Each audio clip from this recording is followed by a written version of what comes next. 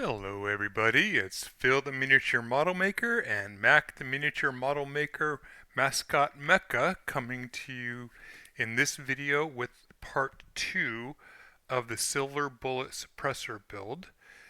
In the last video we got most of the pieces put together, not all of them, but most of them, and they got the legs on, got the part of the back together, lost a couple parts, found one of them, have not yet found the other one of these. So later today that's going to be tearing the room apart to clean. But while I'm thinking about it, let's go ahead and make sure we don't lose these itty bitty thruster parts again. So we're going to glue those on and then get back to the build.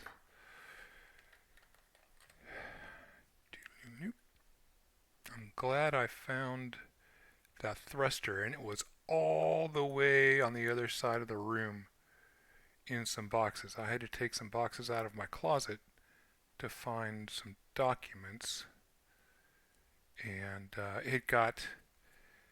it bounced all the way down into between those guys.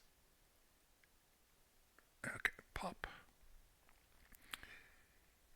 And plop. So these are a little bit tight. Definitely want to put them on first thing. Here we go. Okay.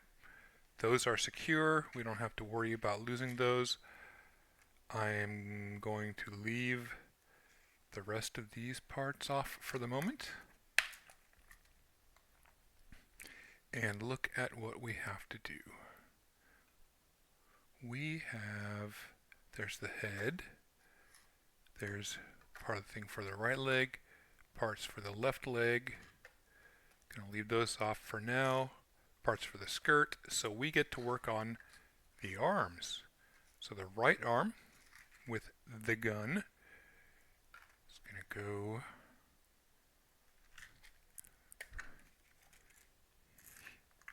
here.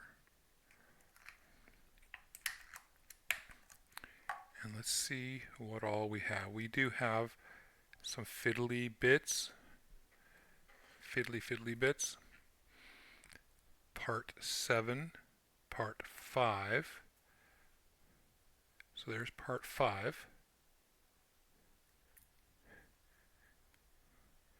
And part 7. So this guy has a handle that goes on it, and that is a definite break hazard. I would almost say that it's guaranteed to break off. If the Zaku cannon parts are any example. But that won't look too bad. The gun will still look decent. Got a hair there. So let's go ahead and get this assembled. No order of operations, but I am going to put part 6 in. And for those of you who are watching this, the build guide for the O just premiered today. Go check that out. Don't forget to like, subscribe, comment, all of those YouTube things that we want to do. That helps with engagement and get Gundam Artifacts awareness out in the public eye. Because if I'm finding folks really don't know much about them. Okay. Don't even know they exist. Everyone's so focused on Gundam Assemble right now, which I can't blame them. It's pretty cool. And with the wargaming hobby being what it is, a lot of people are interested in it.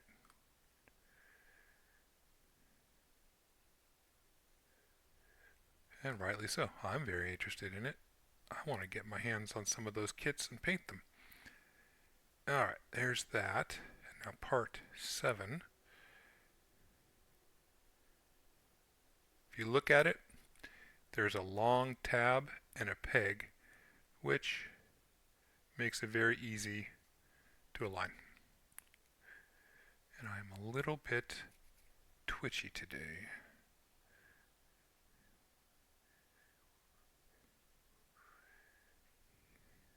I bet you this handle's going to break when I put it together. Okay, here we go.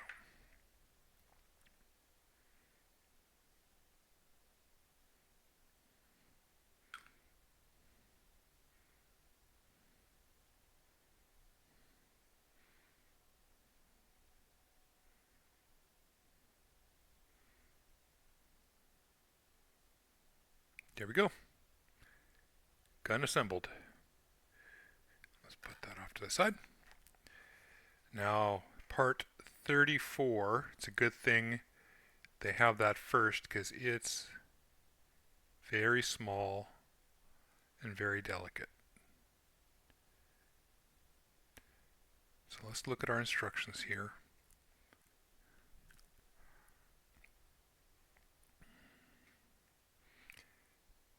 First one there, and then put the armor on the arm.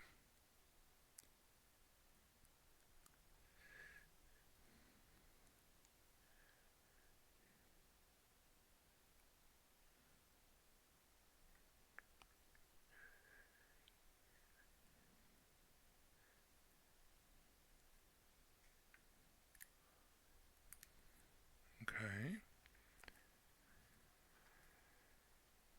Part 32 is this, and it's our peg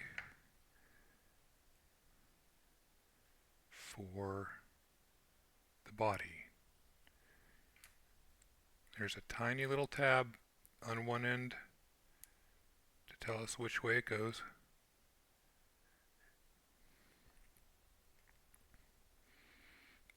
So like the O, definitely, yeah, that's definitely going to go in there. Good.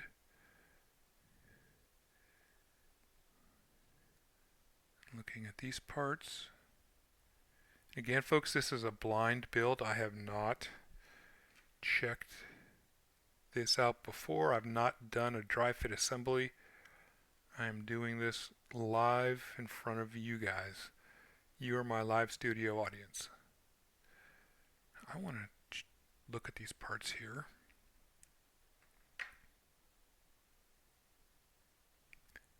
And see how they fit together.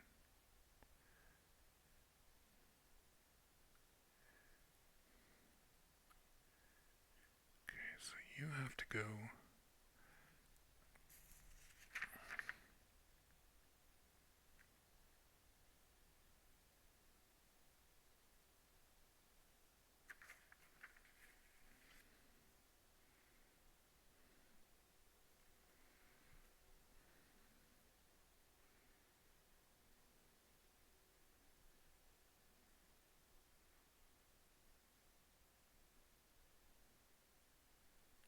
like so.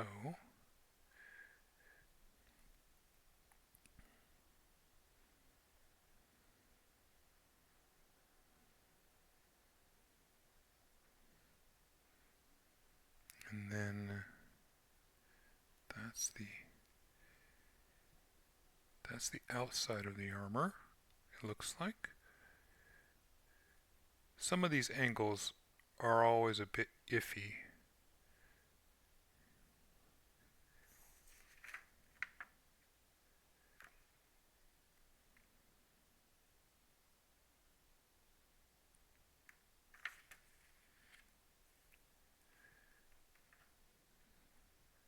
So looking at these shoulder parts, there's half of a large cylinder cut out. So I want to know if that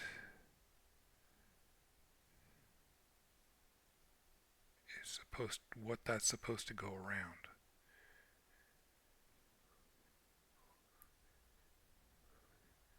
That's the peg for the...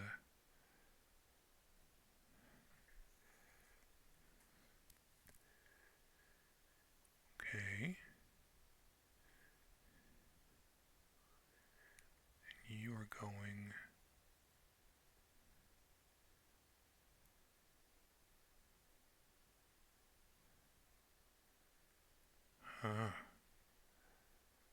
Okay. Yeah, weird. Let's put this here.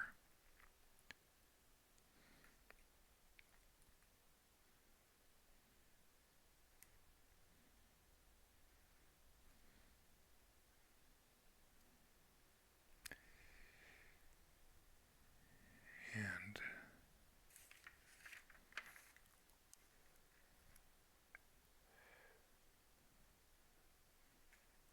see how it aligns. So the half of the cylinder goes here because that's the peg for this. Alright. Okay, that makes more sense now.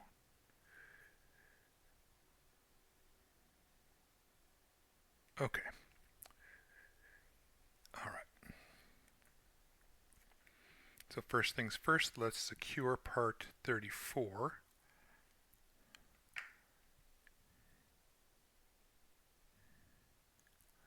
And just to make it easier to reference orientation, I'm going to put the gun there. Okay, and if this breaks off, I'm not going to be upset. It's still even.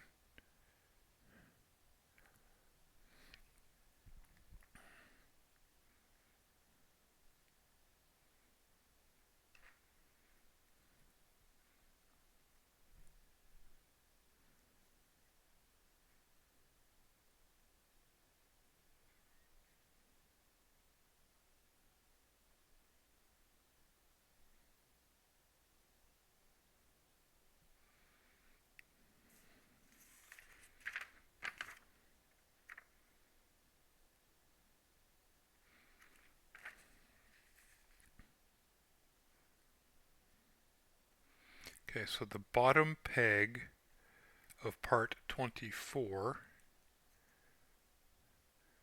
looks like it goes into the top peg hole. So the peg on part 34 should be going here.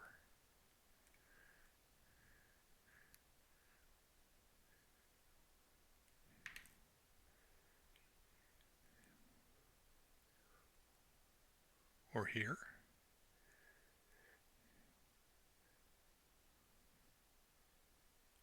And the armor, okay, and then the armor has two pegs that go on the bottom.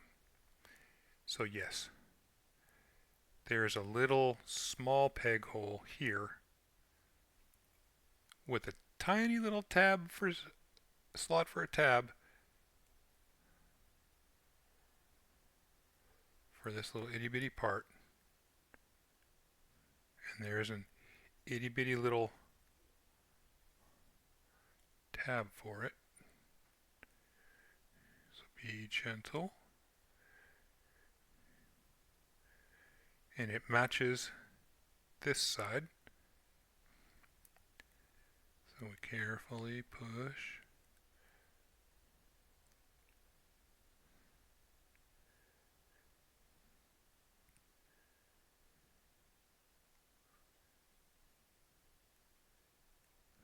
Here we are.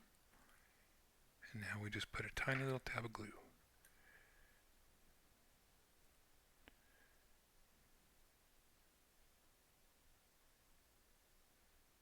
Right there. And give it a little push.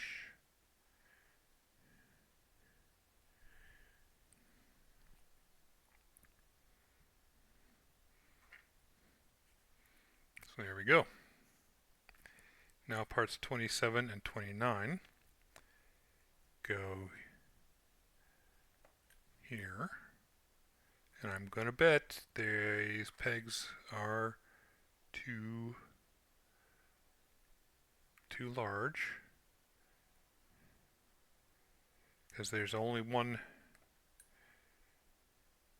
It's a straight shot through, so you could potentially push the other part out.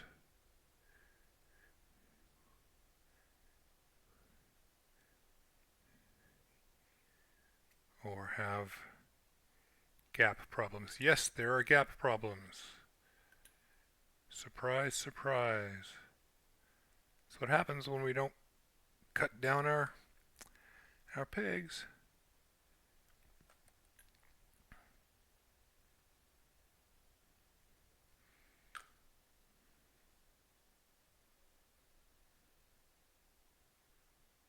No big deal though. We're in decent shape there. Alright, now let's go ahead and put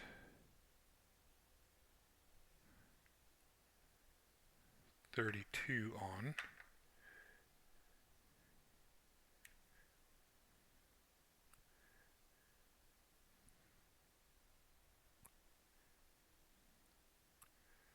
There.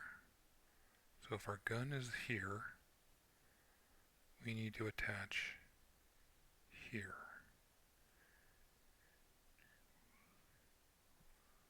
And I need to look at these instructions again.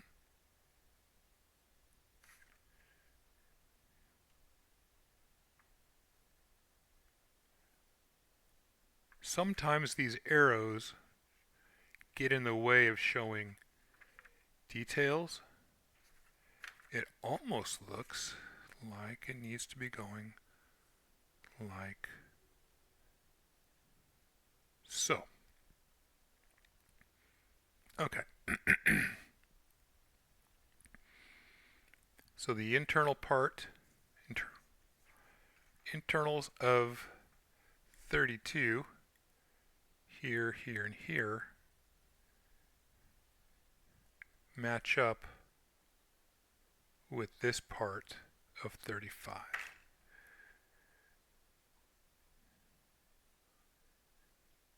And it just fits nice and snugly in there, and this is a arm joint, so we're going to give it plenty of cement. Here we are. 21 with the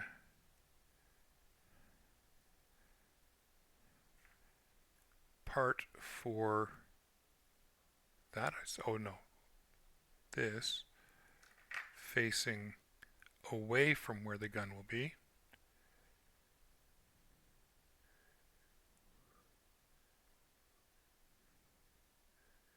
Okay, there's a tab here, a slot,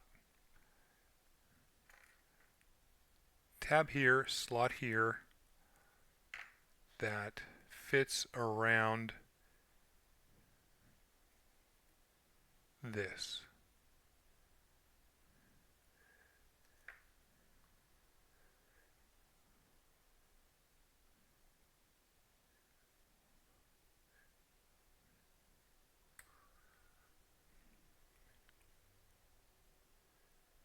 And we've got nice connection points on the inside, so don't have to worry about glue on the outside yet.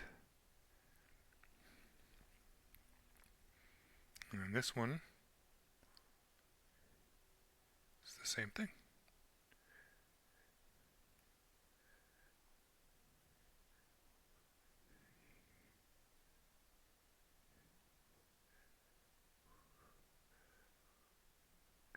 Okay, and the arm, I can feel it moving around. So part 35, the internal for the arm, is delicate. That's a stress point. Be careful when you're holding it. I can feel it moving and wanting to break if I'm put a little bit too much pressure on it. Be aware. And this is snug. That's a tight, difficult fit. There we go. Okay. And then part 24 just pops in, so I say. And whenever possible, put the glue in from the back.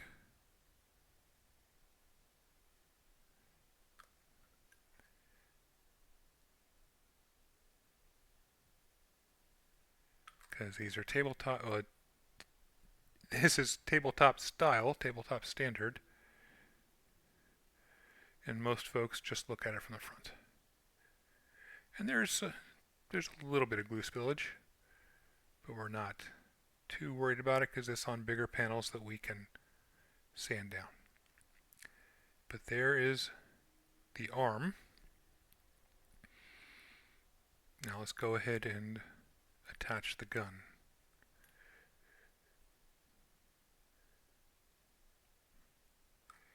Make sure that this edge is well sanded down. There's a sprue connection there that could cause spacing issues. These are pretty low tolerance parts. Low tolerance meaning they fit very closely. There's very little tolerance for error. And there we are. The right arm done.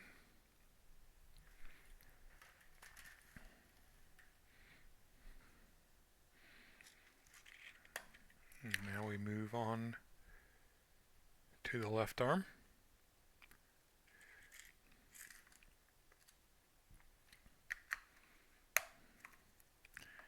And let's take a look at this here.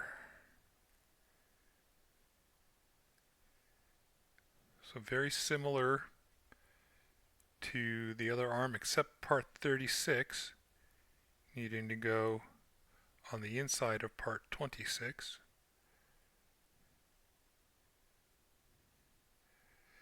And thankfully they are clear that the detailed side goes forward. Why? Oh my goodness. Why did you guys detail that? Is it visible? And I just swept my floor, so if this drops, it's empty, it's clear. Hopefully that won't happen.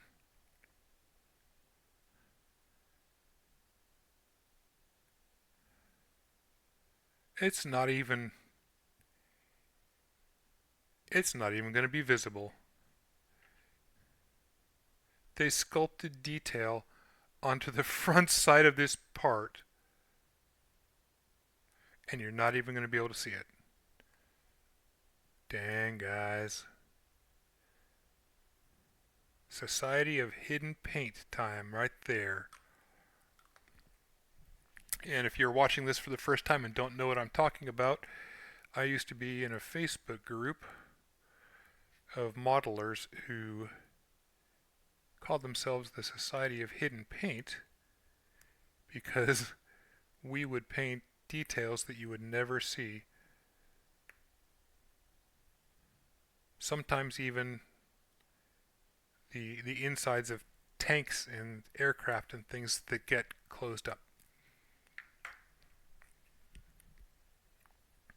So like maybe some modelers would only do a half of an aircraft, so the company would sculpt the hardware and tubing and everything on one side of it.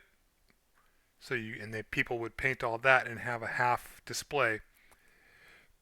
But most folks just put the two halves of the fuselage together and have the intact aircraft.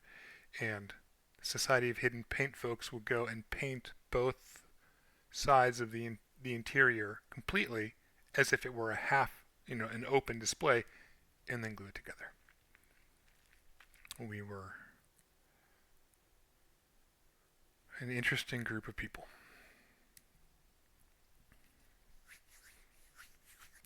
Fun folks. It was just fun to do the details, extra process to enjoy, and then knowing that everything in it was done just so. Satisfying for a certain type of person. Okay, so 36 and 26 are done. Let's go ahead and put that on, and there is no small, nice, no smaller part. So the peg of part 28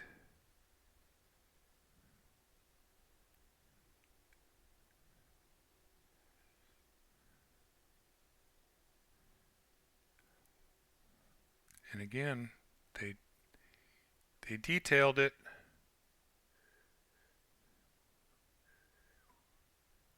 and it fits right there.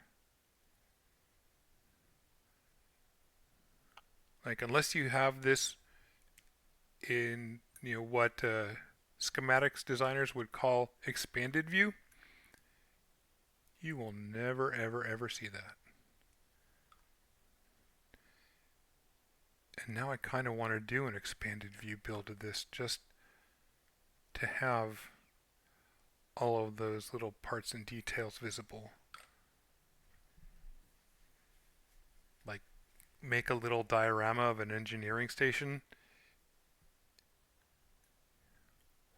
and have the individual parts held up by, I don't know, black painted paperclip or something. That would be kind of neat.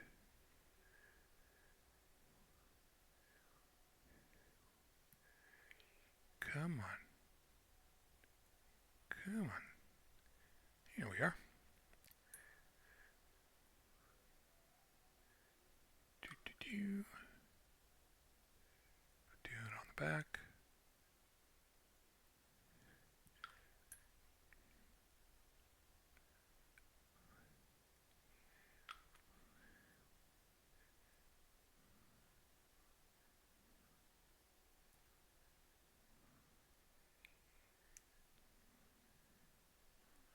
Okay.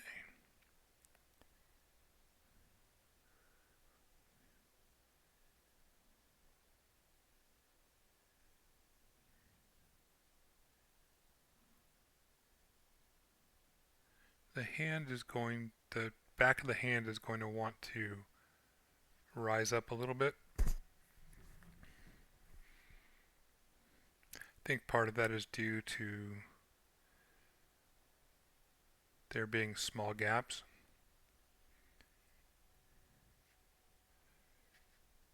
But that should be okay. Alright, now we put the shoulder on. And you are here, so you go like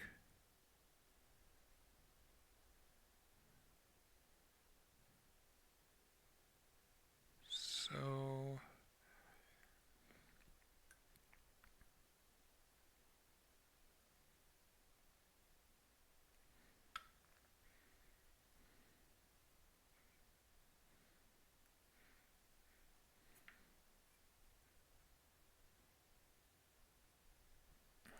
Nope.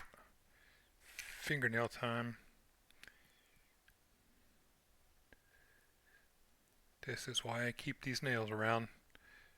Guitar and artifacts. Guitartifacts.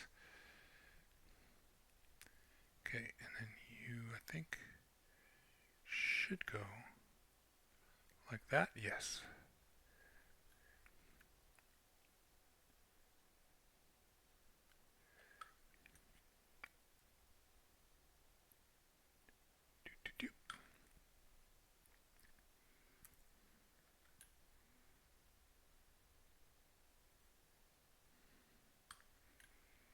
Go ahead, do a little pre-gluing. So in the comments below, for those of you who have made it this far or come in the premiere at this time, what is your favorite artifact from Phase 5? And why? Is it the O because you got to laugh at me making so many mistakes and struggling with parts? Is it this one because I lost parts and you gotta laugh at me because of that? Um, is it the double zeta because I haven't done it yet? There we go. What's the other one? Oh yeah, the Zaku Cannon or the Hyakushiki. They're all really good sculpts. I mean, they're they're really good this time. Maybe a little bit too good.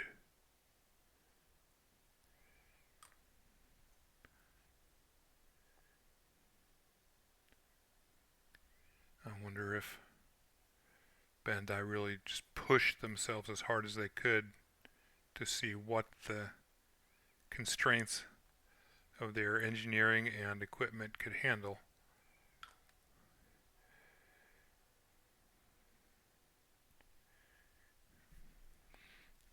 It's good to know that they can do detail like this, and I hope in the future they do that, do the assemble kits to this level of at least molded detail.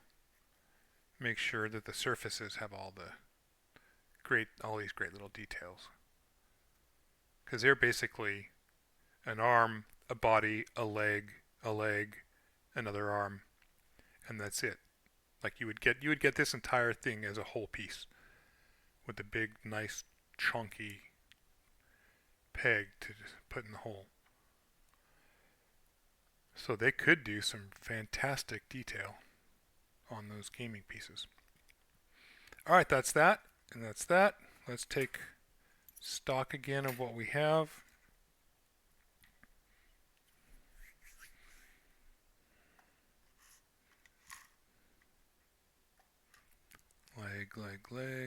Leg, head, back.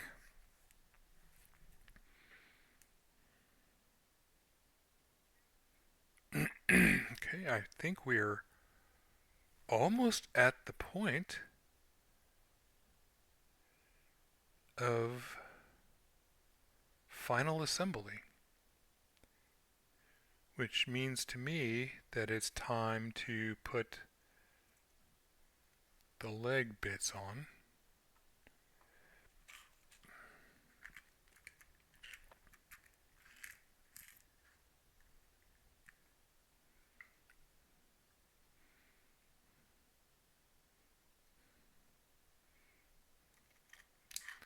Let's look at the skirt.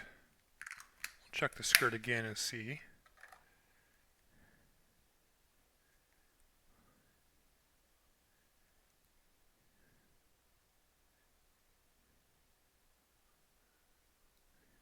How do you go on?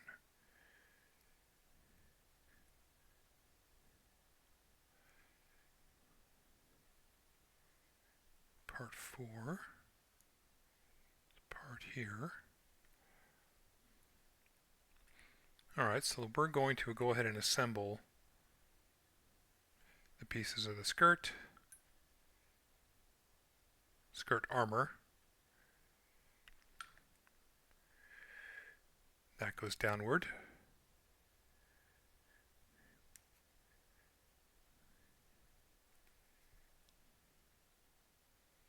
And this little bit of detail goes downward.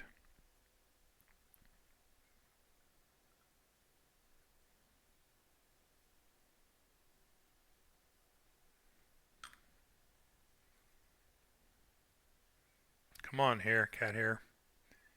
I don't need you on this kit. Here we are.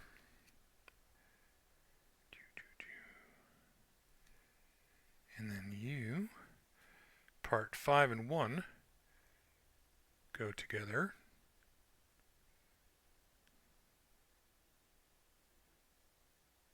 Like so. So on the instructions, it kind of looks like they want us to put part 5 onto the end, but there's a peg here.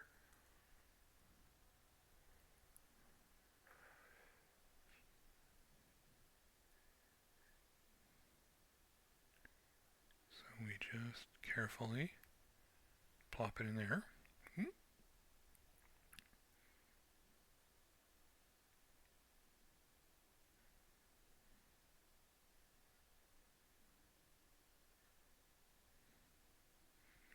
Alright, so that is mostly in.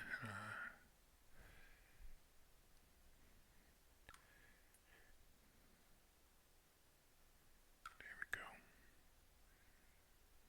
That's a lot of glue. Way too much glue. Way too much. But it's a little fiddly bit. So plenty of glue is a good idea.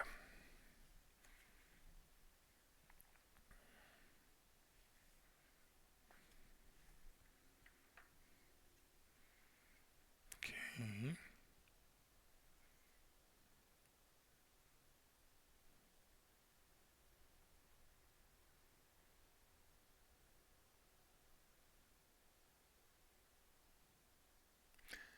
I see. Okay. We're going to put in this part first.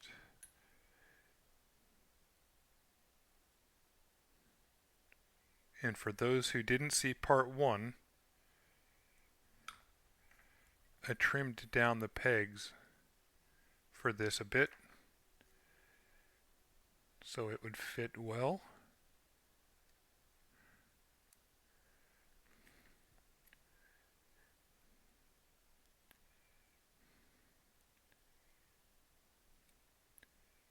Because it's supposed to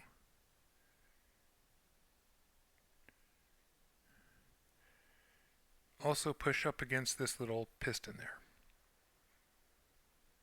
Or at least look like it is. Alright, now there is a slot down here for the skirt tab, which is why I put this on first.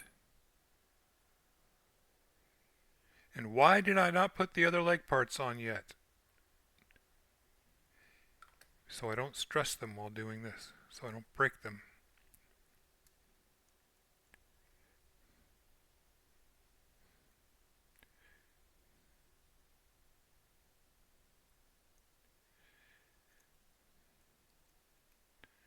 I'm already concerned about some of these bits.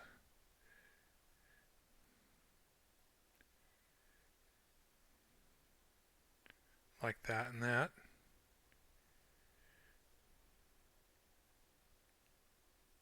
Okay, there we go. Now we can put the leg stuff on.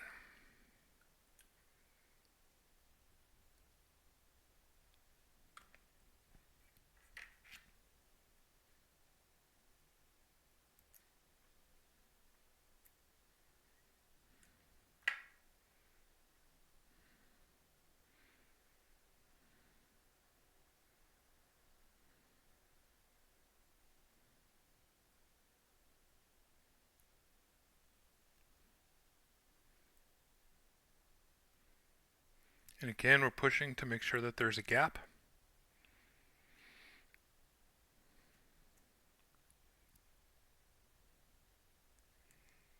And this is this leg. So there's a nice slot here for that tab.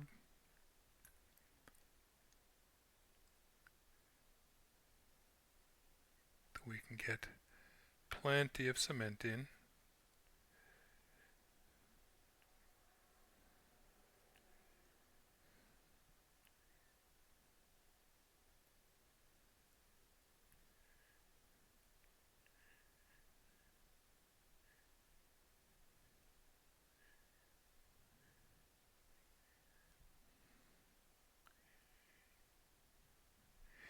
There we go. And it's not so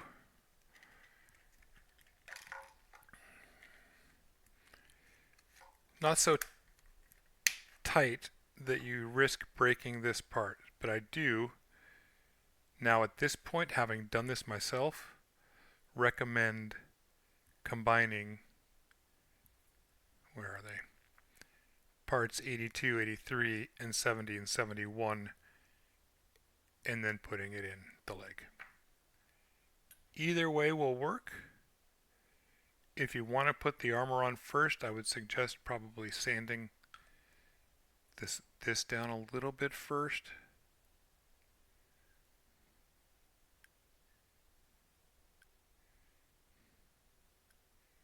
But they fit together fairly well. And if you do it right, the thruster pokes out.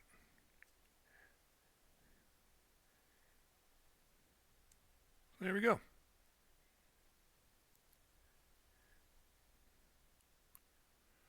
That's done.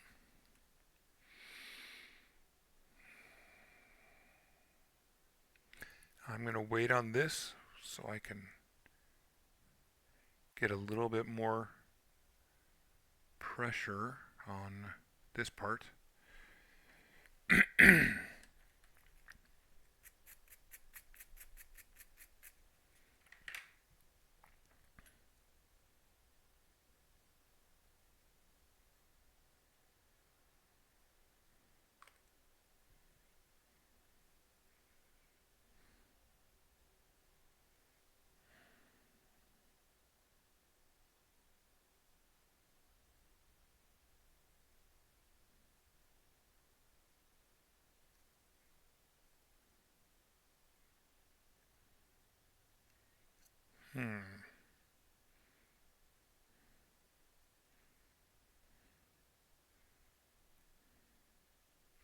Okay, so the front tabs on the torso,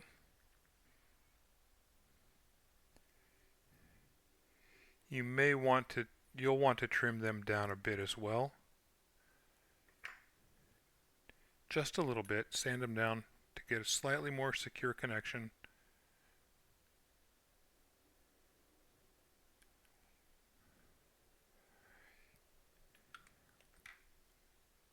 Because you might be able to make a second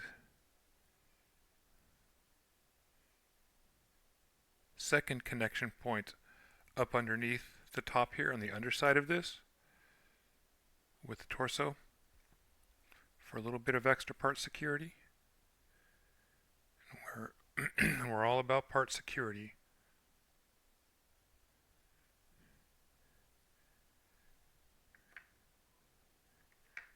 But that's sticking out an awful lot.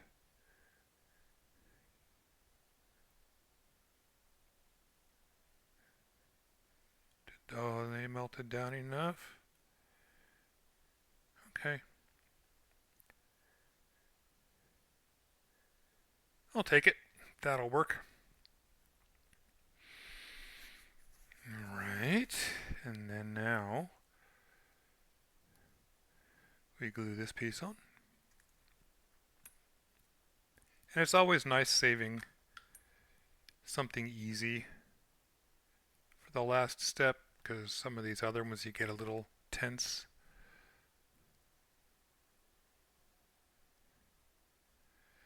But that went on super smooth.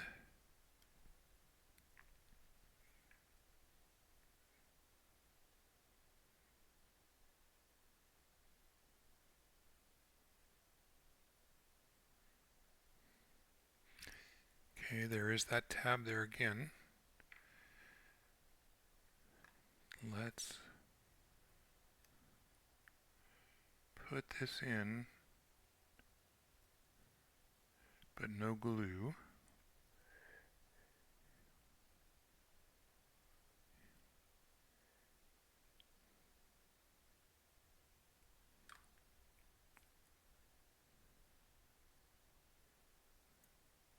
And if you wanted to have the arm raised up, you could easily remove that little tab.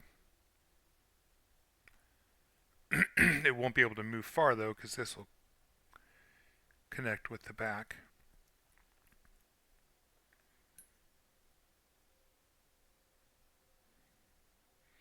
However, a little bit's always nice, especially when you have more than one. Okay. Now,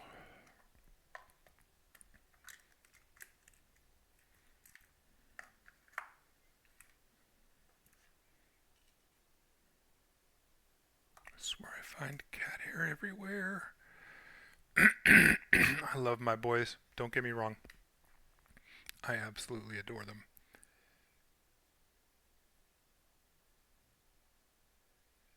Sometimes it gets to be a little much. Okay, we're going to put this in first.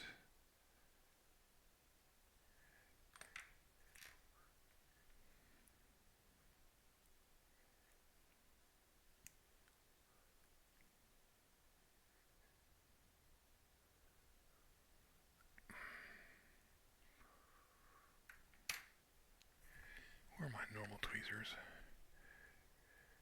A little bit fatter, sturdier grip. Here we are.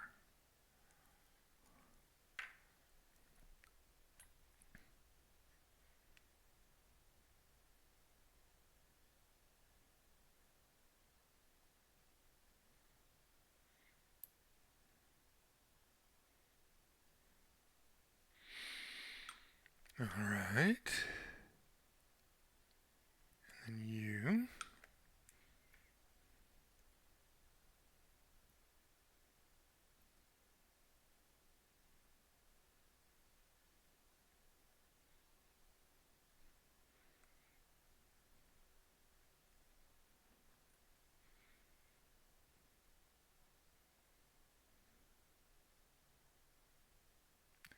Gluing the extra connection.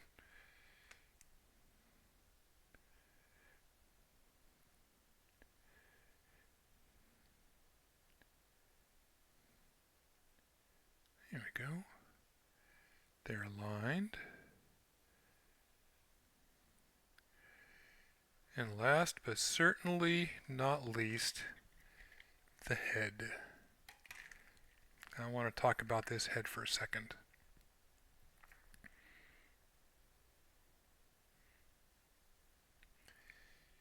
This front V fin has 1, 2, 3 parts, plus recessed detail here. This is going to be really delicate to clean, and it's not the best mold. It's got irregularities in it. So do your best. 頑張ってください。そして、これは、this piece here, there are mold lines going up the sides.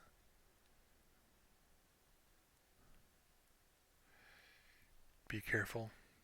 It's just a small little piece, but it fits in well in the back. There's a good size peg there.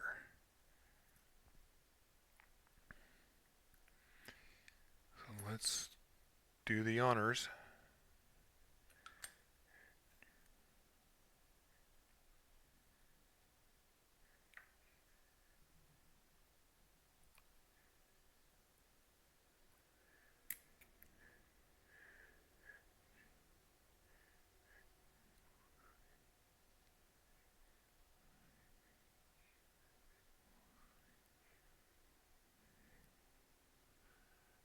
And it's looking down on everybody.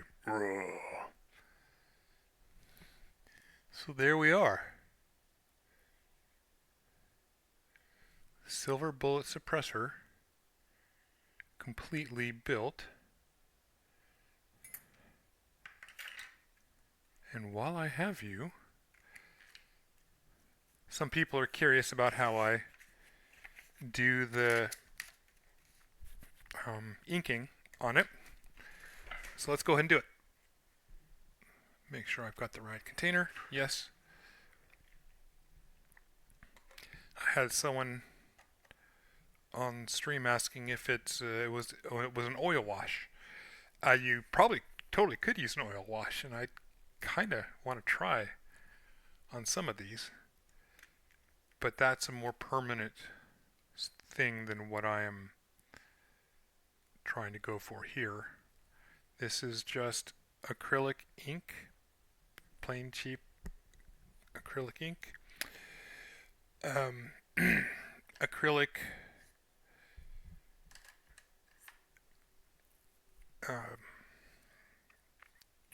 airbrush thinner and airbrush flow improver, both to thin it and improve flow.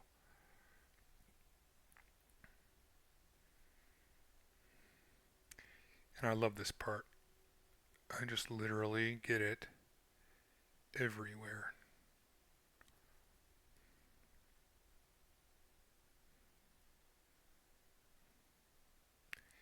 And for those of you building these for just to sit on a shelf and display, and you want this color, this mix works very well. Once it's dried, sat sometimes overnight, because there's no binder on it, you can just wipe it away. And if you do it pretty roughly, it'll just stay in the panel lines. But you can remove it a little bit more creatively and get shadows and grime and all of that, those effects. And that's kind of what I go for with the thumbnails. It's to give it kind of a dirty, war-worn look.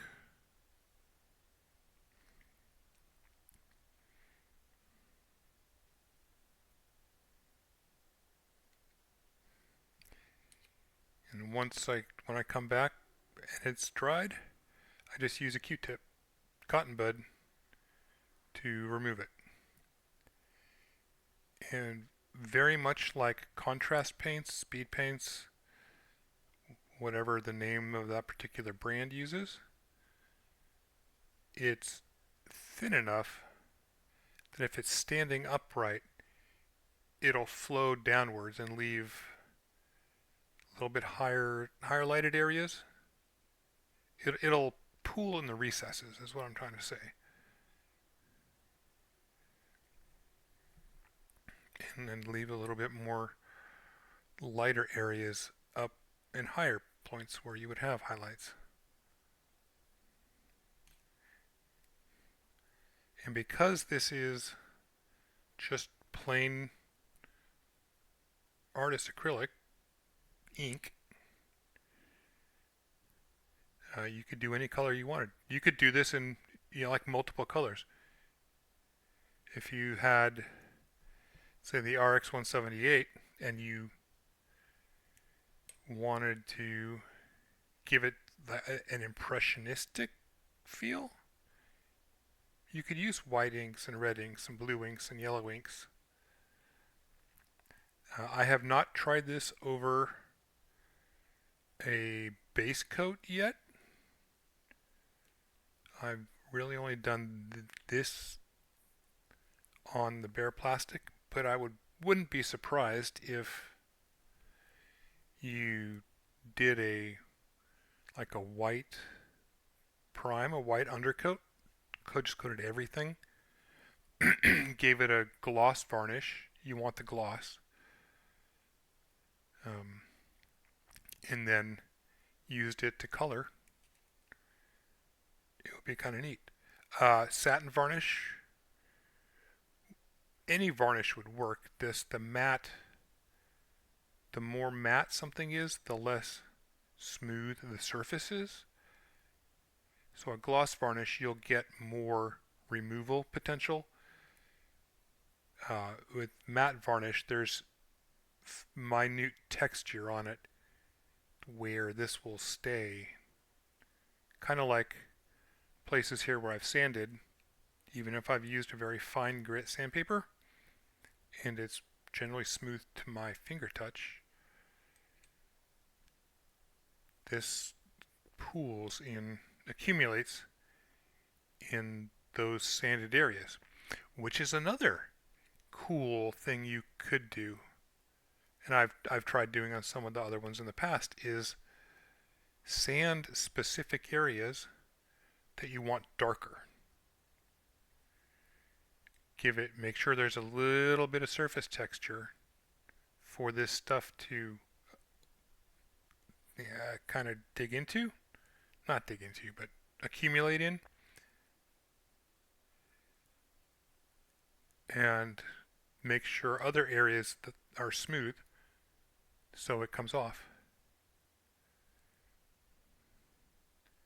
But that's potential as well, because not gonna lie, these guys are hard to paint. But something like this, that's pretty easy. Not something to worry about. And because it's got no binders in it, plain water and dish soap, it'll just come right off.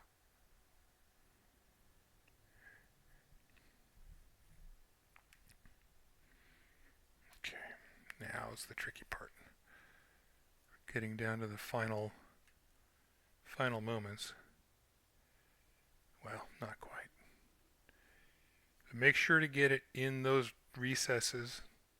Really smush, just use an old brush and really get it down in there.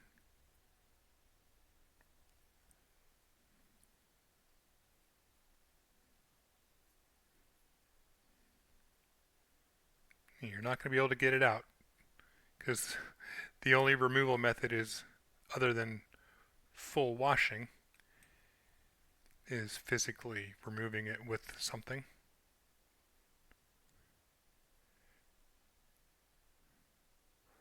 So all the dark areas are going to be really dark, and it's going to show every single one of your modeling crimes, which my buddy over at Out of This World Miniatures and Models calls prime crimes, because priming or undercoating, overcoating, whatever you want to call it, shows a lot of inconsistencies in the surface.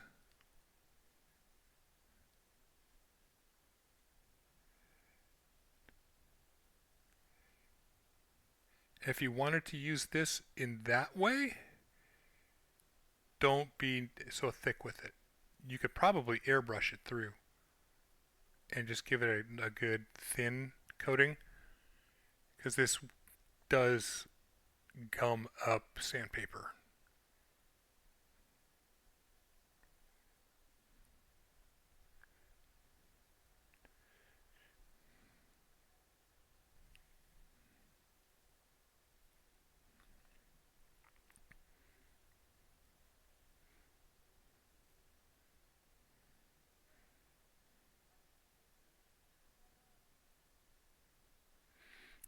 Another option like this, if you wanted a permanent option, Tamiya black panel liner, and then just use mineral spirits to use the reductive technique to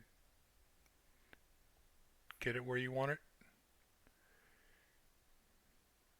Oil paints would also likely work, but I would likely suspect that you would need to do some sort of varnish over it first to give the oils something to adhere to. They're a different sort of medium.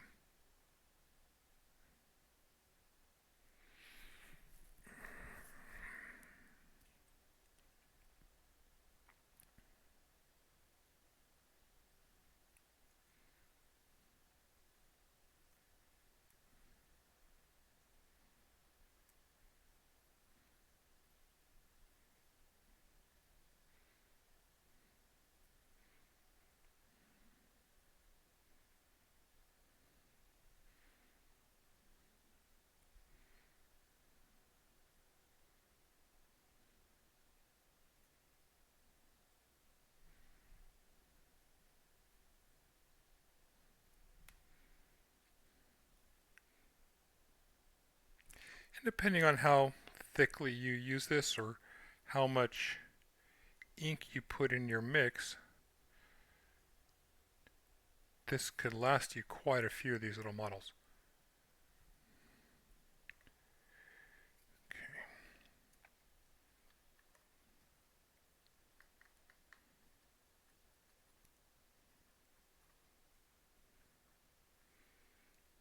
Just do one last final little touch up here. Make sure it's everywhere I want it to be.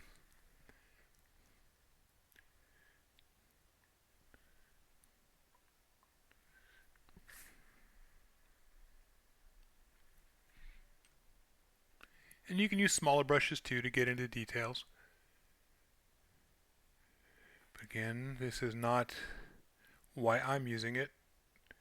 It's not a permanent coat. It's just to help it look cooler and show up better on camera for video thumbnails.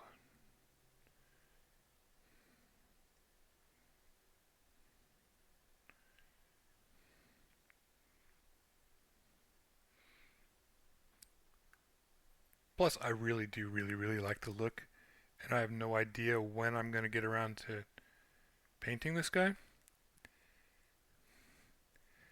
So I might as well have it in a state that I like to look at in the meantime, right? Some of these areas I'm not sure if it's, here we go, okay.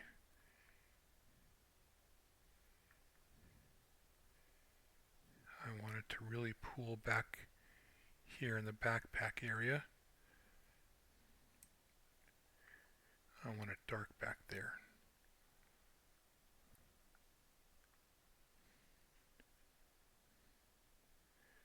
And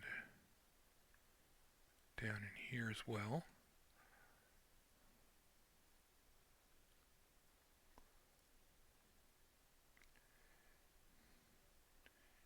The downside of this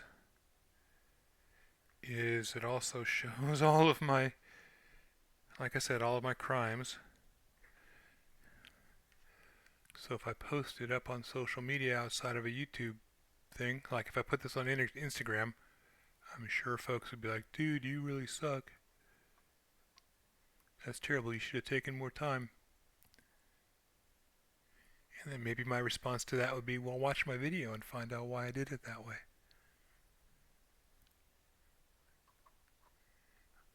I'm trying to get these internals as dark as I can get them.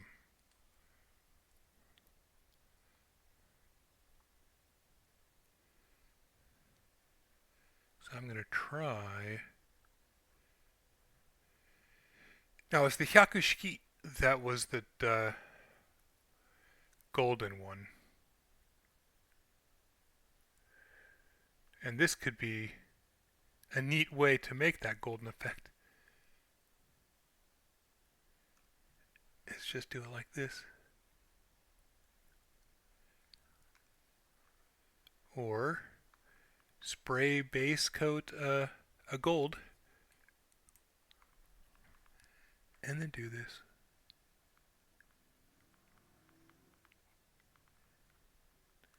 Alright, there we are, my friends.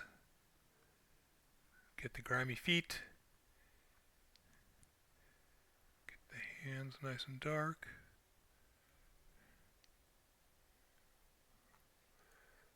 So the fingers show up well.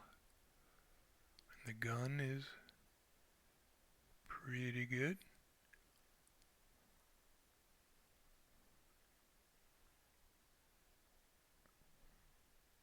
And there we are. That's my inking process. And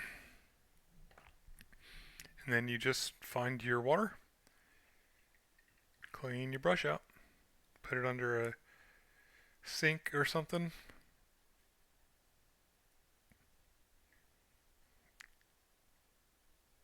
And let it go. So thank you very much for sticking it through this whole process. 2 1 hour, at minimum 1 hour long build. So this entire build has taken six or more hours to get this guy in this state. So that's been quite the process, but it's been fun, and I'm glad you have been along with me for this ride. I have been Phil, the miniature model maker, coming to you in this part 2 of the Gundam Artifact Phase 5 Silver Bullet Suppressor build, Model 27. Next and last of the currently available artifacts is going to be Model 26, the Double Zeta Gundam, but it's going to be a long build. Like I said in the first video, the duplicate on this one is the colored version, and that means I have to do the standard at a higher level of attention than I've been doing these ones so far. Remember, folks, that this is a hobby. If it doesn't bring you joy, don't do it. Be good to yourselves, okay? Bye-bye.